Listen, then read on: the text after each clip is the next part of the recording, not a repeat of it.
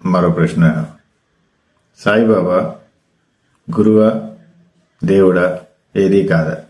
ఇప్పుడు సాయిబాబా దేవుడా కాదా, గురువా కాదా అన్ని చర్చ దేనికి మనకి?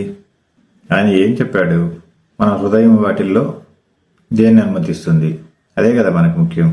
ఇప్పుడు ఆ చర్చ చేసుకొని మనం ఎవరి దగ్గర నిరూపించుకోవాలి?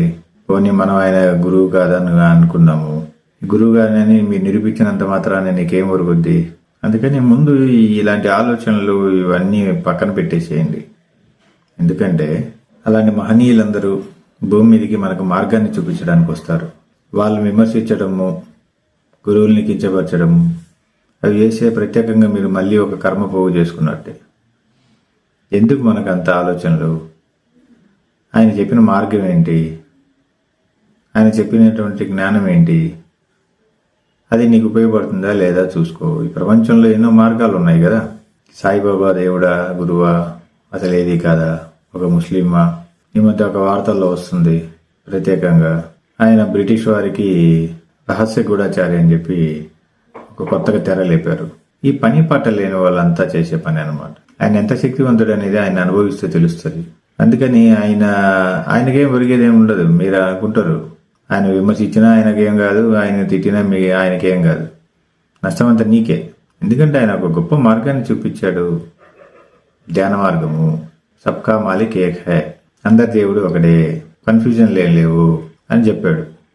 నీ మనసు అంగీకరిస్తే చెయ్యి, లేకపోతే లేదు. డిబేట్ ఎందుకు?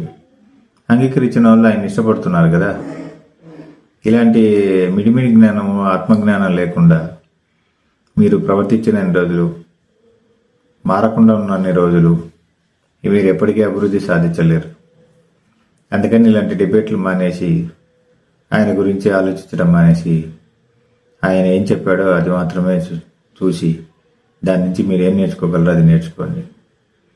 అందుకే నేను మొదటి నుంచి చెప్పేది ఏంటంటే, మీరు వస్తువులపైన ఆధారపడితే మీకు ఇలాగే కన్ఫ్యూజన్స్ ఉంటాయి.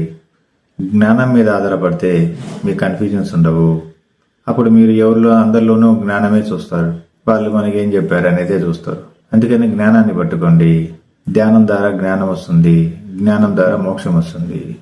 బాబా నిస్సందేహంగా గురువు, సందేహం లేదు, సద్గురువు.